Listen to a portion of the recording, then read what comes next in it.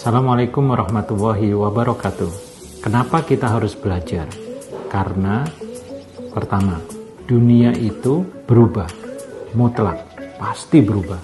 Hari demi hari, minggu demi minggu, tahun demi tahun, berganti abad, kita lihat perubahan itu sebuah keniscayaan, sebuah kepastian. Kita tidak pernah bisa cukup dengan apa yang kita ketahui hari ini. Karena besok, kemungkinan besar apa yang kita ketahui hari ini, itu sudah kadaluarsa. Apa yang kita anggap solusi hari ini, besok bisa jadi masalah.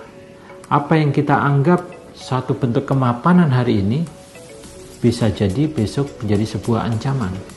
Untuk mengantisipasi perubahan, mau tidak mau kita harus belajar. Belajar apa saja?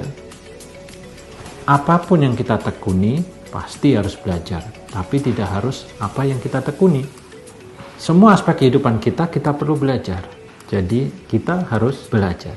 Wajib belajar. Yang kedua, kita harus belajar karena kita harus menang.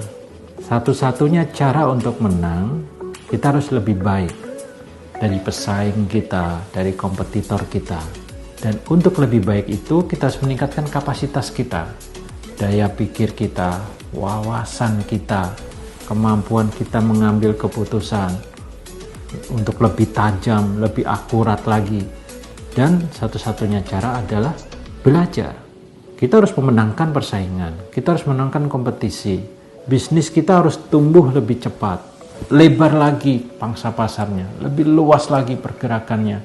Kesana kemari kita intinya harus jadi pemenang. Dan satu-satunya cara untuk itu adalah kita tidak berhenti belajar. Belajar tentang apa yang sudah kita lakukan, belajar untuk mencari inovasi, belajar untuk mengembangkan produk-produk kita, memperkaya strategi-strategi kita. Ini kecepatannya luar biasa.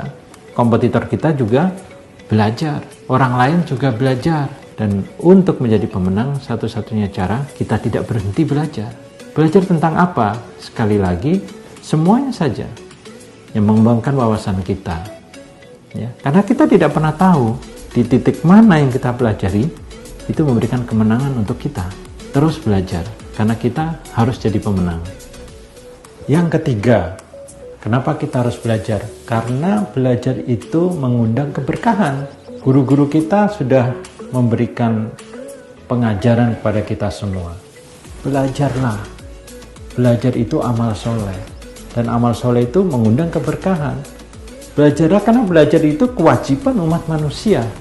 Belajar, bahkan kita diajarkan biaya, effort, tenaga, dana yang dikeluarkan untuk belajar itu dianggap sedekah.